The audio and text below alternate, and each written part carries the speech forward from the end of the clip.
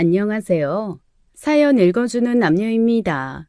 오늘도 와주셔서 감사드리며 그럼 오늘의 사연 바로 시작하겠습니다. 딸아이가 시집간 지 6개월 차 때였어요. 지은아, 엄마가 삼계탕 끓였는데 오늘 퇴근하고 정서방이랑 먹으러 올래? 아, 삼계탕? 어쩌지? 나 오늘은 야근인데. 너 지난번에도 야근이라더니 오늘도 야근인 거야? 요즘 회사가 많이 바빠서 그렇지. 그나저나 삼계탕은 엄마 혼자 드셔야 할 것 같은데 어쩌지? 아유, 이거 큰 거 2마리나 삶았는데 이걸 다 어쩌냐? 그럼 엄마가 갖다 줄까? 아니야, 엄마. 갖다 주지 마. 괜히 힘들게 그 무거운 걸 어떻게 들고 오려고.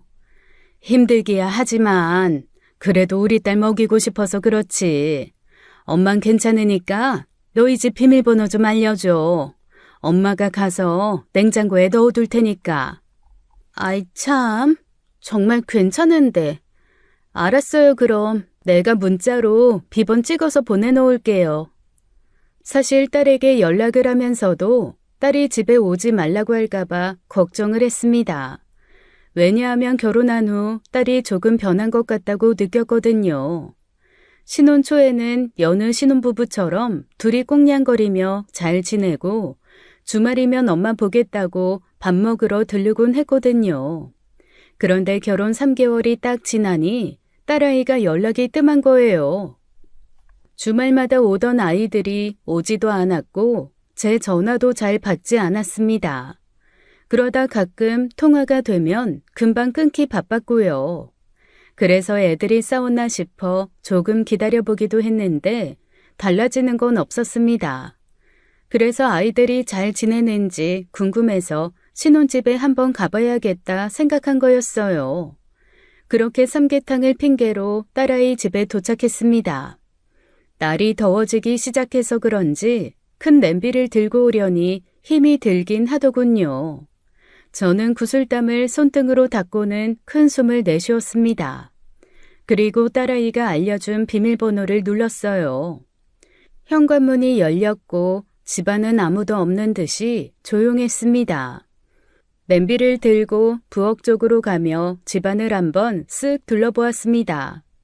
깔끔한 성격인 딸아이답게 집은 참 깨끗하게 해뒀더군요. 깨끗하게도 하고 사네. 저는 흐뭇하게 웃으며 두리번거리다가 소파 위를 보게 되었어요. 그런데 그곳에 남사스런 물건이 있더군요. 그건 다름 아닌 빨간 속옷이었습니다. 저는 식탁 위에 삼계탕 냄비를 올려두고 그 속옷을 치워주려고 소파로 갔습니다.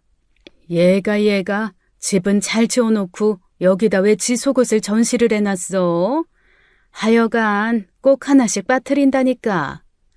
그러면서 빨간색 브라를 집어 올렸는데 기분이 너무 이상했어요. 왜냐하면 그게 제 딸 속옷이 아닌 것 같았거든요.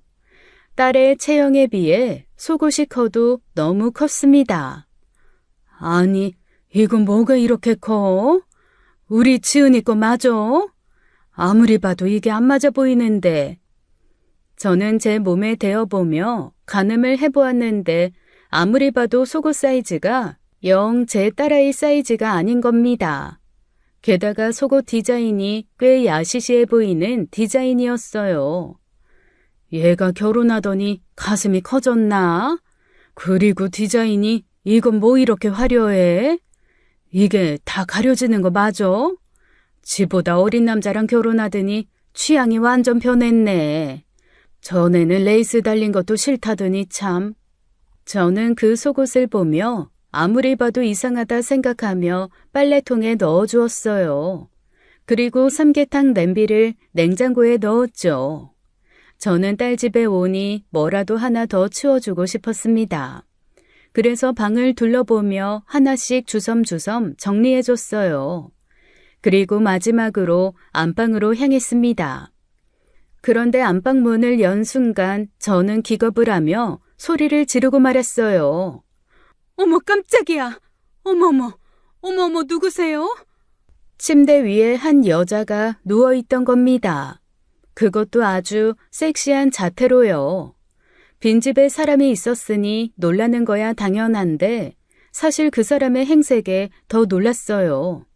왜냐하면 빨간색 슬립을 입고 있었는데 아주 시원하게 반은 걸치고 반은 내놓은 상태였거든요. 어디를 쳐다봐야 할지 모를 정도였죠. 그 짧은 순간에 여러 가지 생각이 들었습니다. 사위한테 여자가 있었던 걸까? 그래서 요즘 딸이 그 문제로 나와의 연락을 피했던 걸까 하고요.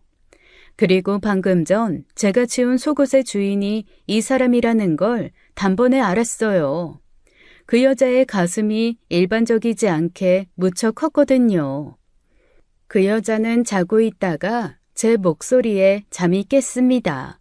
그리고 제 인기척을 느끼고 뒤를 돌아 저를 보더니 화들짝 놀라더군요. 아! 그러면서 침대 뒤편으로 가서 몸을 숨기더군요. 누구세요? 제 물음에 그 여자는 답도 없이 침대 위로 눈만 내놓고 끔뻑이며 저를 쳐다보았습니다. 저는 그 여자를 자세히 보려고 침대 뒤편으로 다가갔어요. 그러자 그 여자는 더 구석으로 몸을 웅크리더군요. 아가씨 누구냐고요? 여기 내 딸네 집인데 누군데 여기서 잠을 자고 있냐고? 당신 뭐 도둑이야? 나 도둑 아닌데. 도둑이 아니면 뭔데? 도대체 여긴 어떻게 들어왔냐고요? 제가 다그치듯 묻자 그 여자는 더 겁에 질린 표정을 지었습니다. 그냥 들어왔는데 이 18. 뭐? 18? 당신 거기 딱 가만히 있어. 이거 안 되겠네. 저는 그 여자에게서 눈을 떼지 않으려고 노력하며 바로 112에 전화를 걸었습니다. 그리고 집에 무단 침입한 사람이 있다고 신고를 했어요. 저는 그 여자가 도망가거나 갑자기 돌변해서 달려들까봐 방문 앞을 딱 지키고 있었죠. 그리고 딸에게도 문자를 넣어뒀어요. 너희 집에 이상한 여자가 들어와 있어. 내가 지금 경찰에 신고했다. 라고요. 저는 경찰이 도착하기 전에 그 여자에게서 이것저것 묻기 시작했습니다. 혹시 우리 사이와 그렇고 그런 관계는 아닌지 확인하려고요. 만약 정말 그런 관계라면 이건 하늘이 무너질 일이었죠. 왜냐하면 저는 사위를 제 친아들이라 생각하며 진심으로 아껴줬거든요. 제 딸이 사위를 처음 데려왔을 때가 기억이 납니다. 너무 황당하고 놀라서 어떤 표정을 지어야 할지도 몰랐어요. 엄마, 표정이 왜 그래? 이 사람 무안하게. 아니 그게 아니라 저기 나이가 혹시 어떻게 되세요? 저 올해로 23 됐습니다. 그러니 어머니 말씀 편하게 놓으세요. 저는 23이라는 대답에 다시 한번 딸아이 얼굴을 쳐다보았습니다. 결혼하겠다고 남자를 데려왔는데 고등학생이라고 해도 믿을 만큼 어려 보이는 얼굴이었거든요. 딸아이가 도대체 무슨 짓을 해서 이렇게 어린애를 신랑 삼겠다고 꼬셨는지 의문이었죠. 물론 제 딸도 무척 예쁘고 똑똑합니다. 다만 나이 차이가 8살이나 나니 제가 놀랄 수밖에요. 제 딸은 31살이었거든요. 사위가 인사를 왔으니 차마 어리다고 내치진 못하겠고 대접은 제대로 해주고 밥을 먹여보냈어요. 그리고 그날 딸아이를 앉혀놓고 진지하게 결혼을 반대했죠. 너, 걔 겨우 23이야. 너는 31하고. 엄마도 나이 때문에 반대하려고? 그렇다면 엄마한테 좀 실망이다. 그래도 내가 아는 엄마는 옛날 사람처럼 꽉 막힌 사람 아니고 사회를 바라보는 시각이 꽤 넓고 관대하다고 생각했는데 겨우 나이 때문에 마음에 안 든다고? 너 막말로 걔 지금 하는 일 안정적이라고 할 수 있어? 나이는 나이대로 어리고 사회적으로 자리 잡아 놓은 것도 없고 그렇다고 모아놓은 돈도 없다고 하는데 네가 뭐가 아쉬워서 그런 애를 만나냔 말이야. 아, 그 말인 즉슨 그동안 엄마가 사람만 괜찮으면 된다고 했던 말은 다 거짓말이었다는 거네? 나한테는 사람 본성만 보라며 능력도 중요하지만 심성이 더 중요하다며 엄마 말대로 착하고 성실한 사람 데려왔더니 능력이 부족해서 안 된다는 말을 하는 거야? 아휴, 너 자꾸 말꼬리 잡을래? 그게 아니라 부모님 안 계신 건 어쩔 수 없다 치자. 그래, 대학 나오기 힘든 형편이니까 대학도 못 나온 거 이해한다 이거야. 그렇지만 결혼하겠다는 남자가 겨우 500만 원 들고 오는 게 그게 말이 되니? 언제는 돈이 중요한 게 아니라며. 돈보다 사람이 중요한 거라며. 엄마 이렇게 속물인 사람이었어? 뭐야? 그리고 500만 원밖에 못 모은 건 다른 이유가 있어서야. 아무리 공무원이 박봉이라지만 그래도 7급 공무원인데. 그러니까 21살 때부터 공무원 했다며. 그런데 왜 돈이 500밖에 없냐고. 내가 돈을 적게 해와서 마음에 안 드는 게 아니라 돈을 500밖에 못 모은 게 이상해서 그러는 거야. 그러니까 그 이유가 뭔데? 그건 다음에 말해줄게. 결혼하면. 엄마한테 제대로 알려주지도 못하면서 그런 남자를 믿고 결혼하겠다니 기가 찬다. 그래도 재훈이 정말 사람 하나는 착하고 성실해. 그건 내가 장담할 수 있어. 실제로 사위를 겪어보니 사람은 착하고 근면 성실했어요. 속이 깊고 자란 환경에 비해 모난 구석이 없었죠. 어른들을 대할 때 무척 싹싹하기도 하고요. 그래서 저도 반대 끝에 결혼을 허락했어요. 딸은 결혼 전 제게 통장을 내밀며 말했습니다. 엄마, 이게 뭐야? 봐봐. 이게 무슨 돈이야? 5천만 원씩이나. 내가 그동안 모은 돈이지. 그동안 키워주셔서 감사해요. 나 시집 가기 전에 엄마한테 꼭 이렇게 드리고 싶었어. 날 잘 키워준 게 너무 고마워서. 어휴, 말이나 잘 듣지. 재훈이 너무 미워하지 말고 예뻐해줘요. 나 결혼해서 잘 살게. 그 말에 눈물이 나왔어요. 떼쟁이 딸이 언제 이렇게 커서 시집을 다 가나 싶었죠. 걱정하지 마. 그리고 재훈이 미워한 적도 없어. 애는 괜찮은 것 같더라. 둘이 서로 의지하면서 잘 살아. 그리고 엄마는 이 돈 필요 없으니까 도로 가져가. 집 마련할 돈도 없을 거면서 무슨 엄마한테까지 돈을 주고 가. 안 돼. 재훈이도 꼭 드리라고 했단 말이야. 저는 딸의 간곡한 부탁에 결국 그 통장을 받아두었습니다. 나중에 딸을 위해 쓰는 날이 오면 그때 돌려줘야겠다고 생각했죠. 제 딸은 공사에서 일을 하는데 월급이 300만 원은 넘는 걸로 압니다. 그동안 허튼 데 돈 쓴 적도 없어 돈을 꽤 많이 모았더군요. 한 달 용돈 50만 원 빼고는 전부 저축을 했으니 못해도 2억 정도는 모은 것 같더라고요.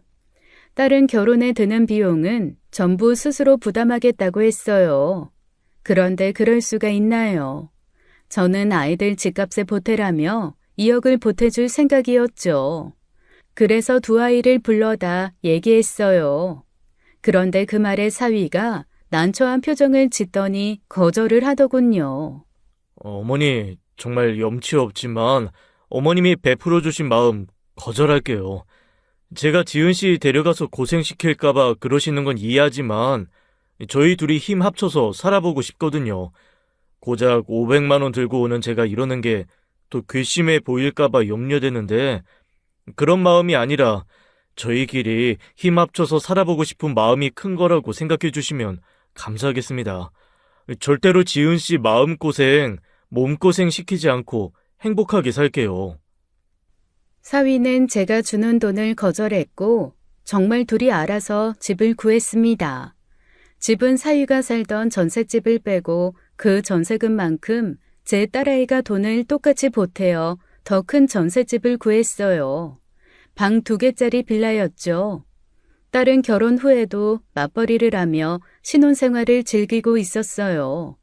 주말마다 찾아와 제게 밥을 사주고 가곤 했는데 그때마다 얼굴이 참 좋아 보였죠. 딸아이는 정말 행복해 보였어요.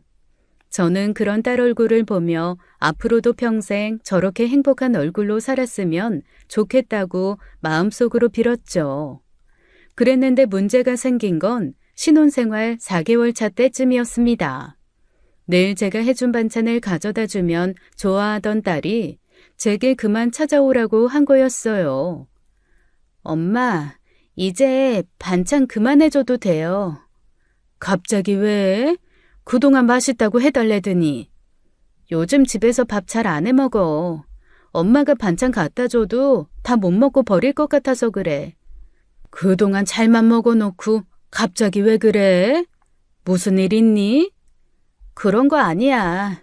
요즘 회사 일이 바빠서 그래. 아무튼 당분간은 안 해주셔도 돼요. 괜히 엄마 마음대로 반찬해서 가져오지 말고. 알았지? 그렇게 딸은 급히 전화를 끊었습니다. 저와 통화를 하며 1시간씩 전화를 하던 딸이었는데 3분도 안 돼서 전화를 끊곤 했죠. 많이 바쁜가 보다 생각하면서도 걱정 반 서운함 반인 마음이었어요.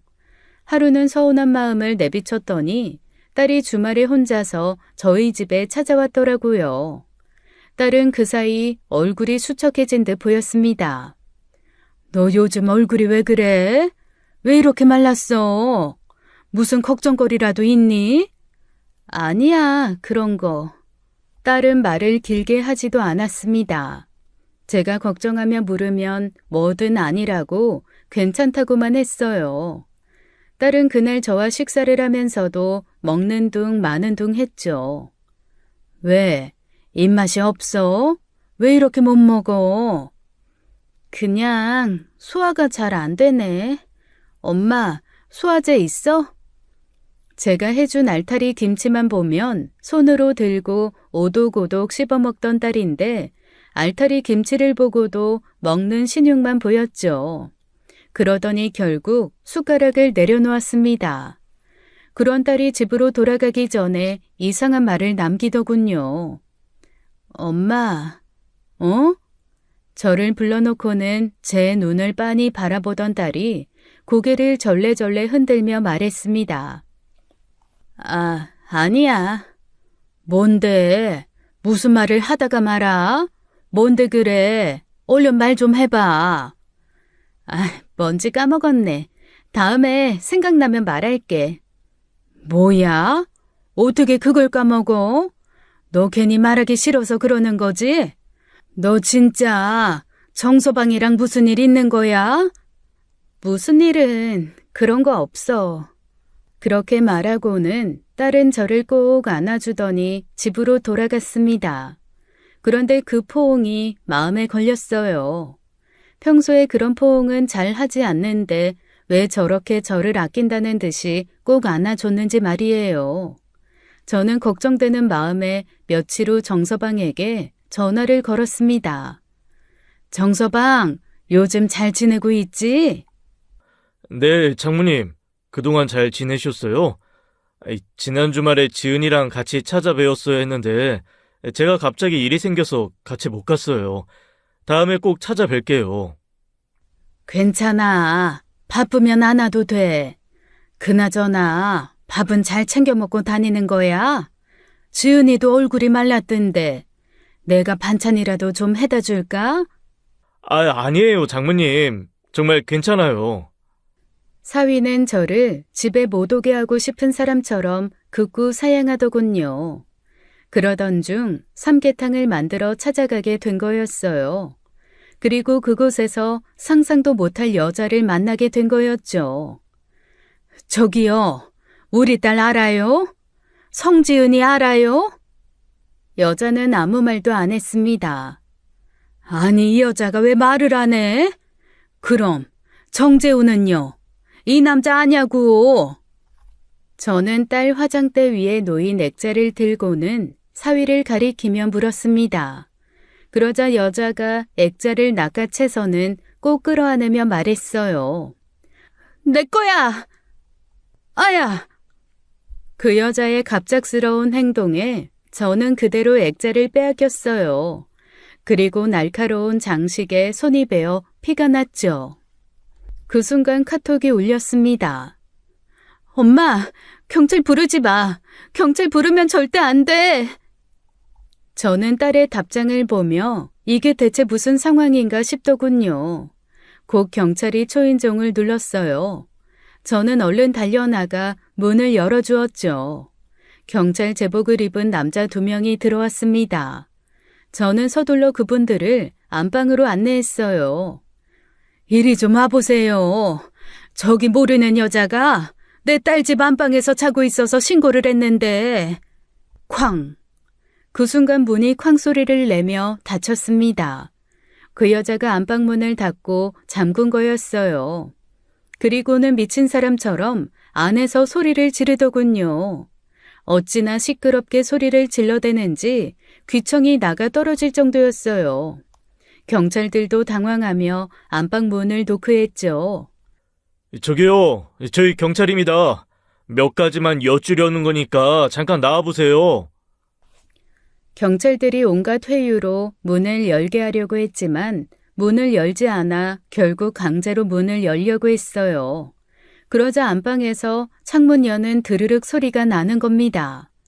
그 순간 한 경찰이 얼른 밖으로 뛰어나갔고 저는 거실 창문으로 옆 창문을 바라보았어요. 바로 그때 그 여자가 창문을 열고 속옷바람으로 뛰어내렸습니다. 저는 너무 놀라 비명을 질렀어요. 그 여자는 창문에서 뛰어내리자마자 발을 접질렀는지 제대로 서지도 못했죠. 결국 달려나간 경찰이 그 여자를 잡았고 남은 경찰은 구급차를 불렀습니다. 그 여자의 정체를 알기도 전에 치료부터 해야 하는 상황이었어요. 제 연락으로 딸아이가 병원으로 달려왔죠. 경찰들은 치료를 마친 그 여자에게 몇 가지 조사를 했습니다. 그 사이 저는 딸을 만났어요. 엄마, 이게 도대체 어떻게 된 일이야? 그분은 어디 있어? 그분? 아니, 웬 이상한 여자가 너네 집에 있어서 내가 신고를 했는데 경찰을 보자마자 저 여자가 미친 듯이 소리를 지르더니 창문으로 뛰어내렸어. 내가 얼마나 놀랬는지 모른다. 그나저나 너 저 여자 아는 여자야? 대체 누군데 네 신혼집에서 저렇게 홀딱 벗고 안방 침대를 차지하고 있느냐 말이야. 너 엄마한테 솔직히 말해. 설마 재훈이한테 여자 있었던 거야? 그런 거 아니야. 아니긴 뭐가 아니야. 딱 봐도 어디 주점 다니는 여자 같던데. 그런 거긴 한데. 아니, 그런 거 아니야. 너 말 똑바로 해. 그게 대체 무슨 말이야, 방구야? 재훈 씨 불렀어. 재훈 씨 오면 물어봐. 나는 말 못해. 뭐? 저는 딸의 태도에 속에 천불이 났습니다. 여자를 집 안으로 끌어들인 사위를 어쩌지 못하고 오히려 말 한마디 못하는 딸이 안타까웠어요. 괜히 나이 어린 남자한테 시집을 보내서 나이 많다는 이유로 책 잡혀 사나 싶기도 하고요. 사위가 병원 로비 입구에서 들어오는 모습이 보였습니다. 그리고 그 순간 경찰들도 저를 향해 다가왔죠. 장모님! 자네 도대체 뭐하고 다니는 거야? 집에 여자나 끌어들이고. 신고자분 잠시만요. 진정하세요. 이분이 사위 되시나요? 예. 신고자분, 그 여자분 여기 사위분의 친어머니 되시는 분이던데 모르셨나봐요. 아무래도 가정사가 있는 것 같은데 그건 이야기 나눠보시고요. 신고 접수하신 건 어떻게 처리해드릴까요? 취소 처리 부탁드리겠습니다. 죄송합니다. 가정사로 번거롭게 해드려서. 뭐? 친어머니? 그게 무슨 말도 안 되는 소리야. 경찰 양반들 뭐 잘못한 거 아니에요? 저 여자 아무리 많이 봐줘야 마흔쯤 되어 보이는데 엄마라뇨? 친모 맞으세요. 이미 다 확인했습니다. 어머님이 아들을 일찍 낳으셨네요. 경찰들은 싱겁게 돌아갔습니다. 사위는 자기 엄마를 챙기더니 제게 와서 얘기하더군요. 딸은 자기가 죄 지은 표정으로 제 앞에서 눈치만 살폈고요. 죄송해요, 장모님. 진작 장모님께 저희 엄마 소식을 알려드렸어야 했는데, 제 자격지심에 말씀드리지 못했어요. 보잘것없는 사위인 제가 지은이한테 저희 엄마라는 짐까지 지게 한 게 너무 죄송스러워서 그랬어요. 정말 죄송합니다. 사위의 이야기는 밤새 계속되었습니다. 그 이야기는 그동안 들어본 어떤 이야기보다도 너무 충격적이라 저는 듣는 내내 입을 다물지 못했어요. 들으면 들을수록 놀람의 연속이었죠. 사도는 사위를 무려 17살에 낳았다고 했습니다. 엄마 안 계시다더니 대체 어떻게 된 일이야? 안 계시다고 한 게 아니라 연락 끊긴 지 오래라고 했었지. 넌 좀 가만히 있어봐. 정서방이 얘기 좀 하게. 어디서부터 이야기해야 할지 모르겠네요. 저 어릴 때 친할머니 손에 컸다고 말씀드린 건 기억하시죠? 사위는 어릴 적 친할머니 손에 자랐다고 들었습니다. 사위의 친할머니 말로는 아빠는 일찍 돌아가셨다고 했고 엄마는 사위를 할머니에게 맡기고 어느 날 사라졌다고 했다더군요.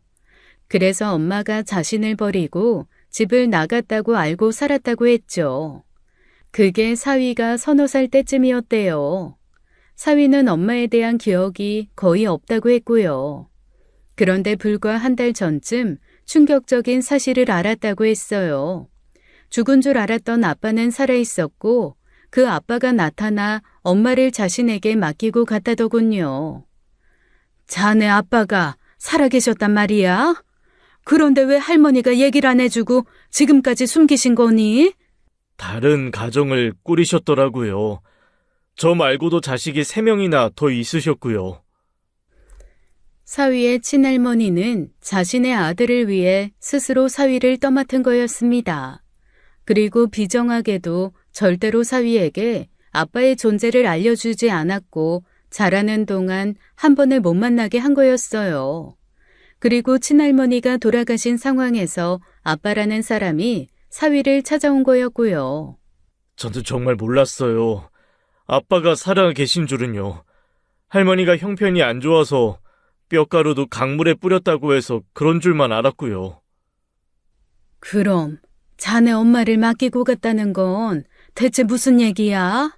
그건 사위는 쉽게 입을 떼지 못했습니다. 그리고 말을 고르고 골라 이야기를 시작했어요. 사위의 엄마에게도 친정이 있었고 그 친정에서 엄마를 아빠에게 맡겼다더군요. 자신들은 이제 더 이상 딸을 돌볼 수가 없으니 아빠더러 맡으라고요. 당연히 새 가정을 꾸린 사위의 아빠가 사위의 엄마를 맡을 리 없었고 고민 끝에 사위를 찾아간 거였습니다. 갑자기 이렇게 나타나서 당황스러운 거 안다. 하지만 난 이미 다른 가정을 꾸리고 살고 있어. 네 엄마만 아니면 난 아무 문제 없다고. 매정하게 느껴지겠지만 나도 지금의 내 아내, 내 자식이 우선이야. 이거 받아라. 1,000,000원이야. 이 정도면 난 할 만큼 했다고 본다. 사위의 아빠는 그 말만 남기고 사라졌대요. 사위의 엄마를 처음 본 사위는 무척 놀랐다고 했습니다. 너무 젊어서 놀랐고 정신이 온전하지 못한 걸 알고 또 한 번 놀랐다고 했어요. 지능이 좀 떨어지세요. 원래부터 그랬던 건 아닌데 사고가 있었나 봐요. 무슨 사고인지는 저도 잘 모르겠고요. 그래도 아주 심한 건 아니라서 돌보는데 문제 없을 거예요. 아유, 이게 대체 무슨... 죄송해요. 제가 지은이한테 더 잘할게요, 장모님. 제발 저희 엄마랑 당분간 합가해서 사는 거 허락해 주세요. 당연히 허락하고 싶지 않았습니다. 그런데 사위가 눈물을 뚝뚝 흘리며 부탁을 하니 사람 마음이 약해지더군요. 딸아이는 자신이 돌보는 건 문제없다며 자신들을 믿으라는 소리만 해댔고요. 저는 삼계탕을 데워 그릇에 담아 내어왔어요. 그 여자는 배가 고팠는지 허겁지겁 먹었죠. 얼굴을 자세히 보니 사위를 무척 닮았더군요. 이렇게 보니 엄마 같기도 하고 누나 같기도 하고 그러네. 저도 모르게 그런 말이 불쑥 튀어나왔습니다. 엄마라기엔 너무 젊은 여자였어요. 그 여자는 저를 한번 보더니 사위를 한번 쳐다보고는 다시 숟가락질을 했습니다. 배불리 먹여놓으니 잠을 자러 들어갔어요. 안방에서 자겠다는 걸 간신히 말려서 작은 방에 이불을 깔아주고 눕혔죠. 그리고 딸 사위를 앉혀놓고 다시 이 사태에 대해 이야기를 나누었습니다. 아무리 그래도 기억도 안 나는 엄마를 자네가 떠맡는다는 게 나는 납득이 안 되네. 외할머니도 계시다며. 그동안 엄마가 정서방을 키워주신 거면 몰라도 그게 아닌데 이렇게 책임감 느낄 필요가 있어? 너무 매정하다 생각하지 말고 안 싸돈 도로 외할머니한테 보내드려. 사실은 그게 이미 다녀와 봤어요. 그런데? 사위는 어쩔 줄을 몰라하며 고개를 푹 숙였습니다. 그러자 딸이 나서서 말하더군요. 어머님이 불안증이 너무 심해서 결국 다시 모셔왔어. 그리고 그 외할머니라는 사람 좀 이상하더라고. 이상해?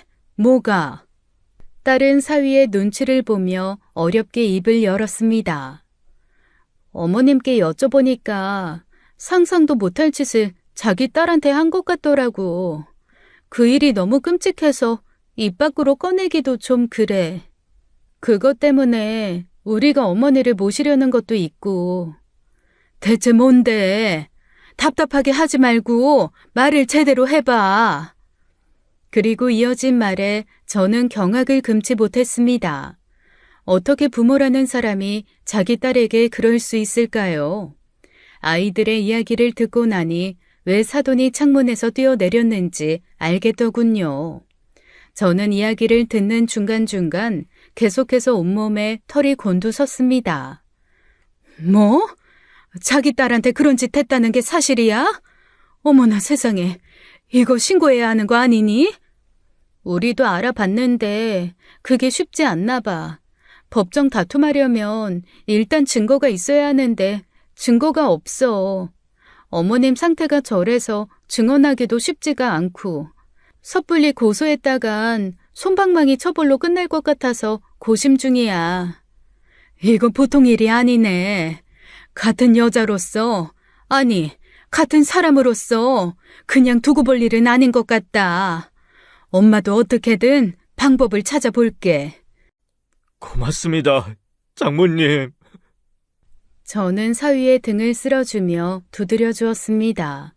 사위는 자기 엄마가 그런 일을 당한 걸 알고 얼마나 놀랐을까요? 사위의 엄마는 노동력은 물론 모든 착취를 당하고 살았더군요. 안사도는 20살이 되자마자 음지로 보내진 거였어요. 어릴 때부터 매맞고 자란 것은 물론이고 정신적, 신체적 학대를 당해왔다고 했죠. 그래서 성인이 된 후에도 시키는 대로 살아왔다는 겁니다. 사위의 외할머니라는 사람은 악마였어요. 저는 아이들에게 들은 이야기만으로는 믿기지가 않아 직접 그 외할머니를 찾아갔습니다. 형편이 어려울 거라 생각했는데 의외로 멀쩡한 주택에 살고 있더군요. 누구요? 저는 정재훈이 장모되는 사람이에요. 그러자 그 할머니가 눈을 매섭게 뜨고 저를 한번 쳐다보더니 순순히 문을 열어주더군요. 앉아요. 내줄 건 없고 보리차나 마시고 가요. 할머니는 겉보기에 아주 평범해 보였습니다. 눈썹과 아이라인의 문신이 파랗게 변하고 입술 문신 자국도 흐릿하게 남아있어 억척스럽게 보이는 외모였어요. 할머니는 보리차를 내어와 제 앞에 내밀었습니다. 저는 보리차를 마시지 않고 단도직입적으로 말했어요. 할머니 딸, 데려가시죠. 그동안 연락 한 번 없다가 이제 와서 애들한테 떠넘기는 법이 어딨습니까? 이봐요. 나를 좀 봐요. 난 이미 너무 늙고 병들어서 내 딸을 돌볼 수가 없어요. 난 이제 얼마 못 살아. 게다가 나 싫다고 도망간 애를 무슨 수로 붙잡아. 할머니가 따님한테 몹쓸 짓 한 건 아니고요? 걔가 그런 얘기를 합디까? 어려서부터 말 지어내는 재주 하나는 끝내주던 애였지.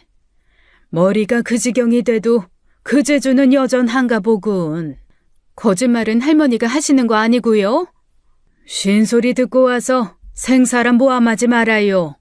억울하면 법적으로 따져보든가. 그래도 우리 손자 장모라고 하니 사돈 대접해드리는 건데 다짜고짜 찾아와서 이게 무슨 결례야? 그런데 그 순간 현관문을 거칠게 두드리는 소리가 들렸습니다. 한 남자가 주먹으로 발로 문을 차며 소리를 치더군요. 문 열어! 아이, 빨리 문 열라고, 이 미친 노인네야! 그 소리에 할머니는 얼굴이 하얗게 질려서는 몸이 굳더군요. 할머니는 저에게 소리내지 말라고 손가락을 입에 갖다 대고는 저를 방으로 데려갔어요.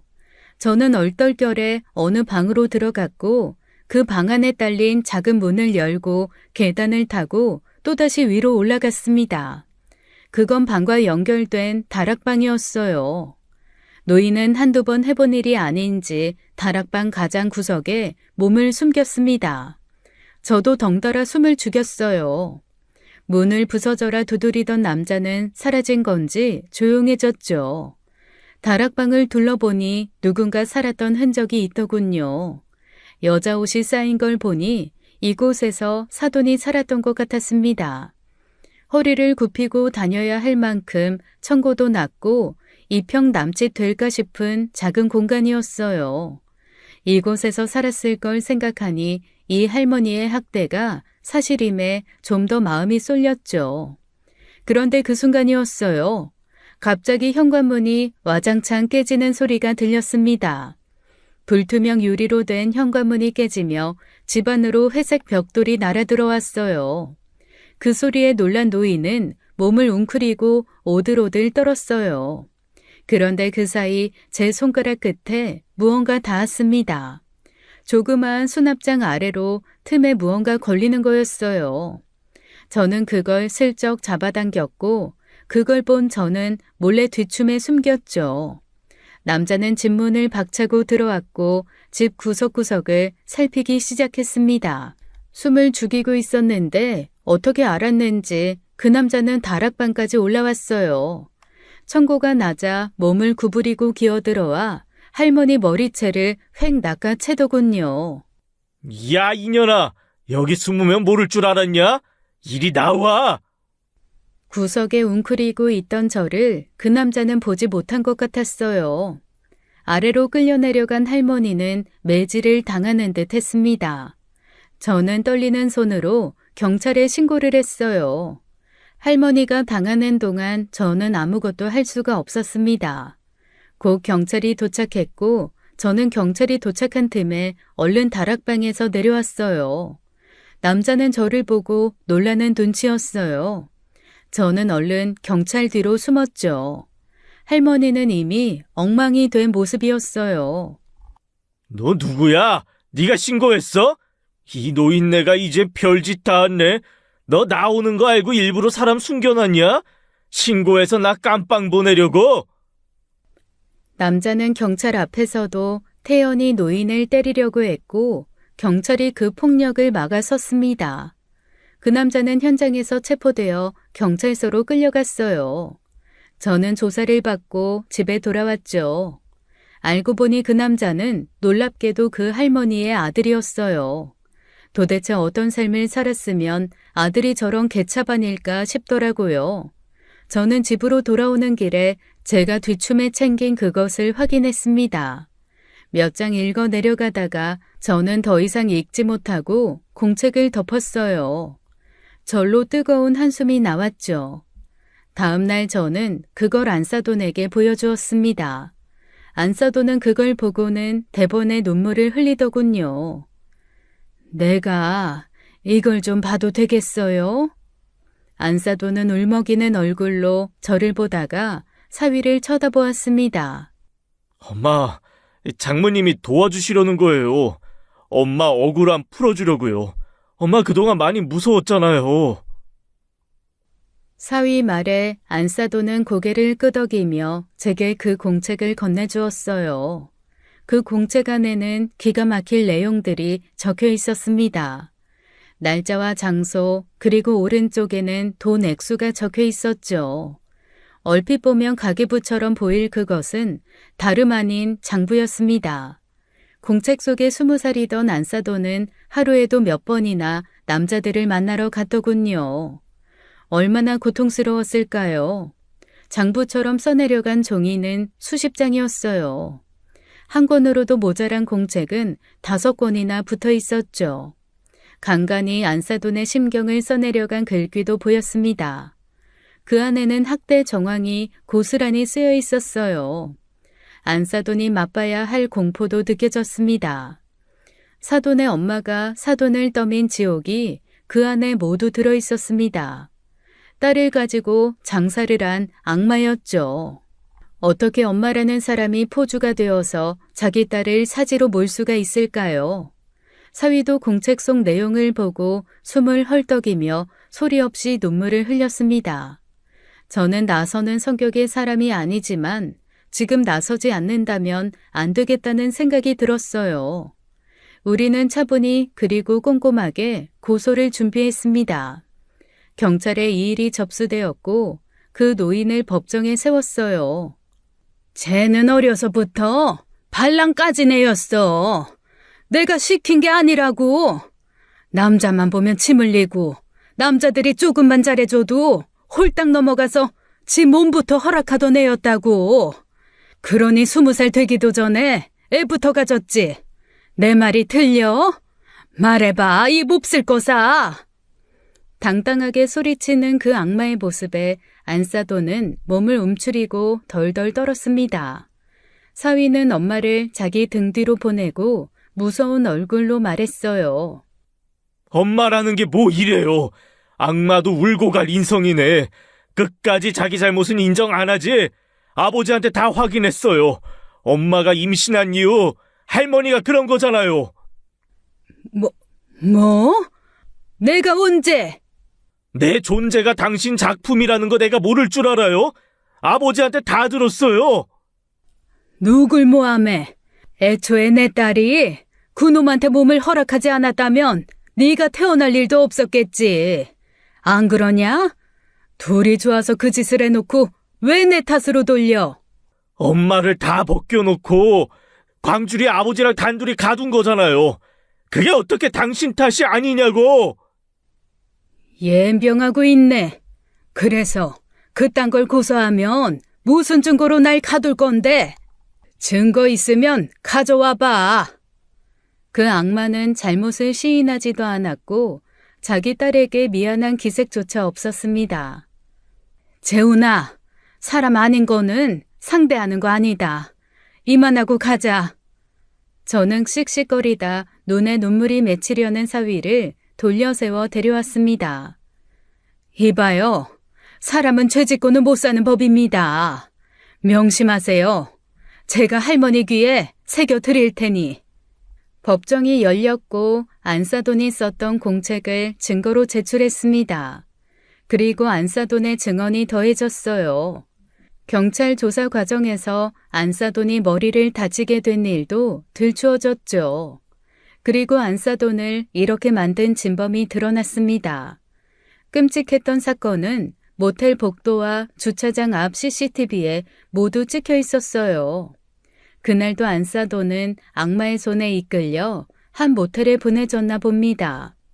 안사돈은 모텔방에서 뛰쳐나왔어요. 곧이어 어떤 남자가 안사돈을 따라 뛰어갔죠. 모텔 앞에서 안사도는 그 남자에게 뺨을 수차례 맞았습니다. 폭력을 피해 안사도는 도망치려 했어요. 그 순간 안사돈의 엄마가 나타났죠. 그리고 보고도 믿기지 않는 장면이 연출되었습니다. 엄마라는 인간이 도망가려던 딸의 머리채를 잡아 벽에 내리친 거였어요. 쓰러진 안사돈이 쓰러졌다가 일어서자 발길질이 이어졌죠. 그 바람에 안사돈은 뒤로 쓰러졌어요.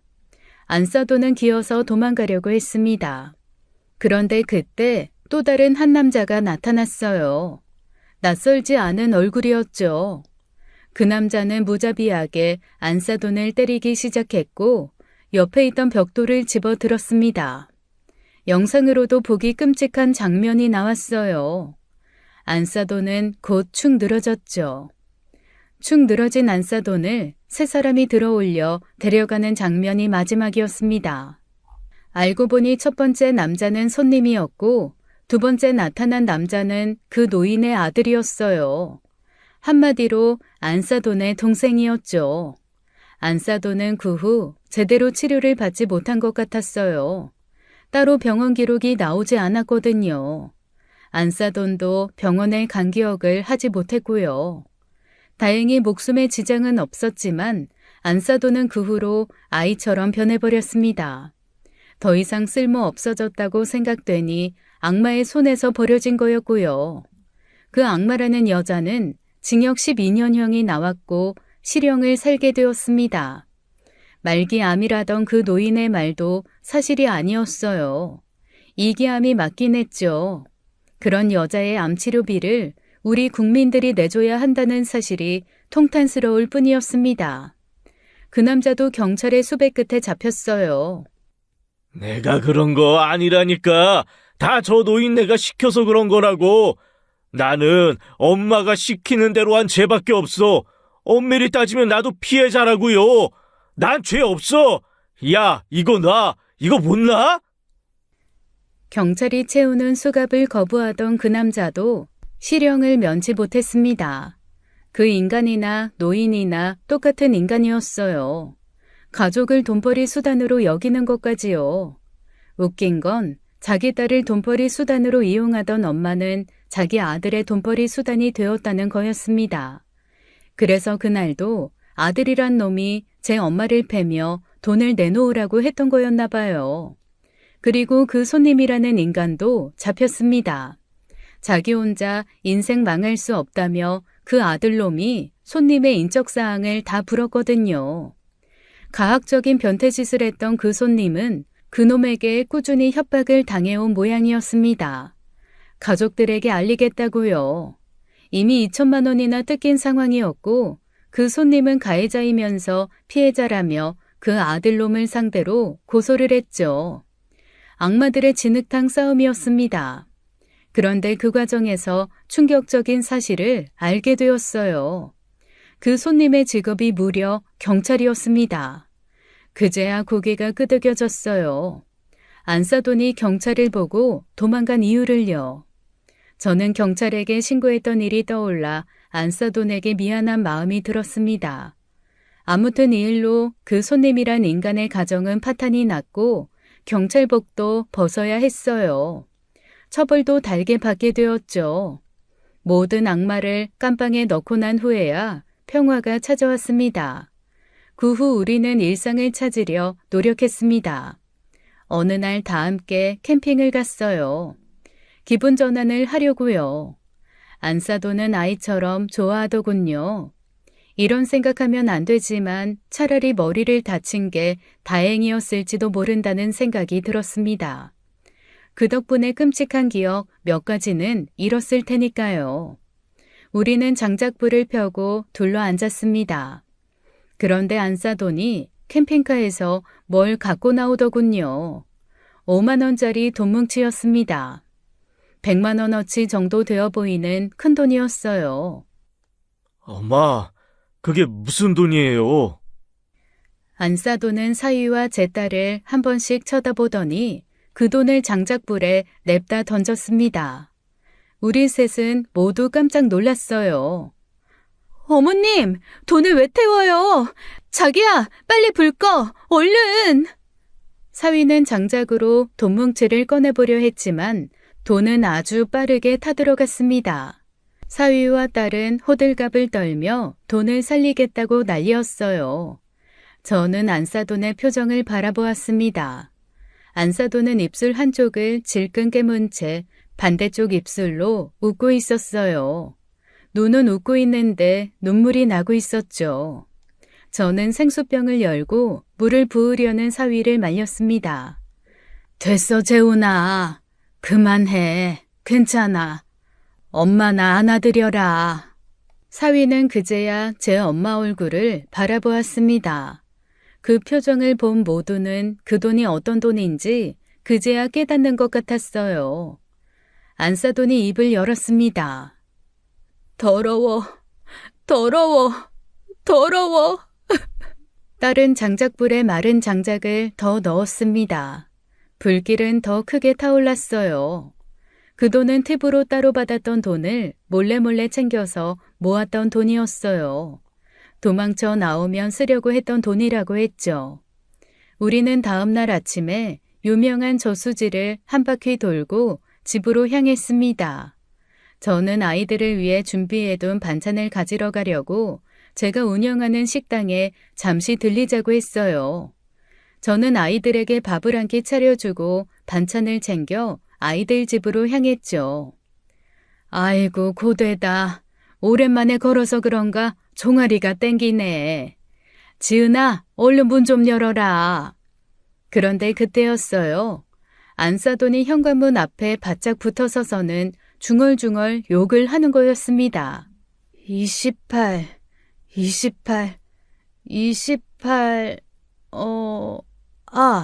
4973. 그건 다름 아닌 아이들 집 비밀번호였어요. 284973이요. 안사돈을 처음 만난 날 저를 향해 28이라고 한 말은 욕이 아니라 비밀번호였던 거였어요. 그 순간 실소가 흘러나왔고 배꼽을 잡고 혼자 깔깔대며 웃었죠. 아이들이 왜 그러냐고 황당한 얼굴로 바라보아서 집에 들어가서 자초지종을 설명했습니다. 그러자 아이들도 피식피식 웃더라고요. 그 욕 때문에 혼자 심각해져서 얼른 경찰에 신고한 거였는데 웃음만 나왔죠. 아이들과 앉아서 차를 한 잔 마시는데 안사돈이 제게 할 말이 있는지 자꾸 제 눈치를 보더군요. 사돈, 뭐 하실 말씀 있으세요? 식당에 저 일하고 싶은데 우리 아들 내가 키우려면 돈 벌어야 돼요. 깨끗한 돈, 진짜 돈. 안사돈은 식당에서 일을 하고 싶다고 했습니다. 저는 안사돈 손을 잡고 고개를 끄덕였어요. 그래요. 한번 배워봐요. 내가 잘 알려줄게요. 안사돈은 벌떡 일어났다 앉았다 하며 저를 꼭 끌어안았습니다. 고맙습니다, 장모님. 제가 전생에 나라를 구했나 봐요. 장모님 같은 장모님을 제 장모님으로 얻은 걸 보면요. 자기야, 말은 바로 해야지. 자기가 전생에 나라를 구해서 아내를 잘 얻은 거 아닐까? 안 그래, 엄마? 어이구, 그래, 네 말이 맞다. 그러니까 내 딸한테 잘해, 정서방. 네, 그럴게요, 장모님. 그리고 장모님께도 평생 효도할게요. 효도는 됐고, 자네한테 뭐 좀 물어봐도 되나? 네? 그럼요. 뭐가 궁금하신데요? 저기, 내 딸한테 물어봐도 죽어도 말을 안 해주길래 말이야. 왜 그동안 돈을 못 모았는지 물어봐도 될까? 내가 자네 돈 못 모았다고 타박하는 게 아니라 정말 그 이유가 궁금해서 그래. 실은 제가 투자해 놓은 게 있어요. 코인이라는 건데 어른들께서는 좀 안 좋게 보는 시선도 있고 해서 말씀 못 드렸어요. 나중에 현금화했을 때 비로소 진짜 가치가 있다는 생각에 얼마 모았다고 말씀 못 드렸네요. 그런데 곧 제가 원하던 수익 구간까지 와서 이제는 좀 현금화할 생각이에요. 나름 수익이 많이 났거든요. 얼마나? 아이 참 엄마는 내가 나중에 말해주려고 했는데 나중에 짜잔하고 말하려고 했단 말이야. 사위는 멋쩍어 하며 뒷머리를 쓸어내렸습니다. 사실 저희 여기 전세 만기되면 이사 가려고요. 그때 짜잔하고 장모님께 집 보여드리는 게 제가 꿈꾸는 일 중에 하나예요. 그때까지 기다려 주시겠어요? 저는 그러겠다고 했어요. 그 후 아이들은 아이들대로 저는 저대로 안사돈과 함께하는 시간을 많이 보냈습니다. 저는 제가 운영하는 식당에 안사돈을 데려가 양파 까는 법부터 가르쳤습니다. 사람이 기본적으로 성실한 사람이었어요. 좀 쉬었다가 하라고 말해야지만 자리에서 일어나 화장실을 다녀왔죠. 사돈, 그만하고 좀 쉬었다 해요. 괜찮아요. 저 양파 까는 거 좋아해요. 배시시 웃는 모습이 참 예쁜 사람이었어요. 안사돈 외모에 반해 식당을 찾는 사람들이 생길 정도였죠. 그러면 저는 안사돈의 엄마라도 된 듯 그런 남정네들을 칼같이 차단시켰습니다. 그렇게 1년쯤 지났을 무렵이었습니다. 어쩐 일인지 딸과 사위가 함께 제 식당에 찾아왔어요. 어머, 너희 둘이 같이 퇴근했니? 엄마 모셔가려고 이리로 온 거야? 내가 집에 데려다 드리면 되는데. 딸과 사위는 서로 마주보며 싱글벙글 웃더군요. 엄마, 이제 손님 더 받지 말고 마무리하자. 이거 테이블 정리하면 되지? 뭐? 아직 2시간은 더 영업해야 돼. 그리고 그건 엄마가 치울 테니까 그냥 둬. 장모님, 저희랑 갈 데가 있으세요. 응? 어딜? 그렇게 사위 손잡고 따라간 곳은 다름 아닌 아파트였습니다. 그것도 저희 동네에서 제일 좋은 신축 아파트요. 어머, 여기 비싼 아파트잖아. 25평도 7억은 할 텐데. 설마 이 아파트 산 건 아니지? 딸과 사위는 그저 싱글벙글 웃기만 했어요. 어머머, 진짜야? 어머, 우리 사위, 얼른 들어가 보자. 얼른 앞장서 봐. 저도 절로 광대가 승천하더군요. 그리고 사위를 따라 현관문을 열고 들어간 저는 그 자리에 쓰러지고 말았어요. 장모님, 괜찮으세요? 아이고, 이게 집이야, 대궐이야? 아니, 이게 대체 어떻게 된 거야? 어머, 이거 몇 평이니? 저는 너무 좋아서 주저앉은 거였어요. 50평이나 되는 신축 아파트에서 딸과 사위가 앞으로 살아간다고 생각하니 가슴이 벅차왔죠. 안사돈은 신나서 신발을 벗어던지고 여기저기 뛰어다녔어요. 저도 딸의 부축을 받고 일어나 집을 구경했어요. 아이를 셋을 낳아도 충분히 살 만큼 큰 집이었죠. 저는 너무 기뻐서 눈물이 다 나더군요. 장하다 장해. 잘했다 잘했어. 엄마, 이걸로 좋아하기엔 너무 일러. 사실 준비한 선물이 또 있거든. 응? 뭔데? 엄마 손주, 나 임신했어. 저는 진짜 너무 좋아서 하늘을 둥둥 떠다니는 기분이었습니다. 요즘은 입덧을 시작한 딸을 위해 열심히 입에 맞는 반찬을 해대는 중이에요. 안사돈도 딸을 위해 집에 갈 때마다 과자와 아이스크림을 사가곤 합니다. 딸이 과자 킬러거든요. 저희 가족은 이렇게 살아가고 있어요. 앞으로는 좋은 일만 가득했으면 하는 바람뿐입니다. 제 사연을 들어주신 모든 분들도 모두 건강하시기를 바라겠습니다. 지금까지 사연 읽어주는 남녀였습니다.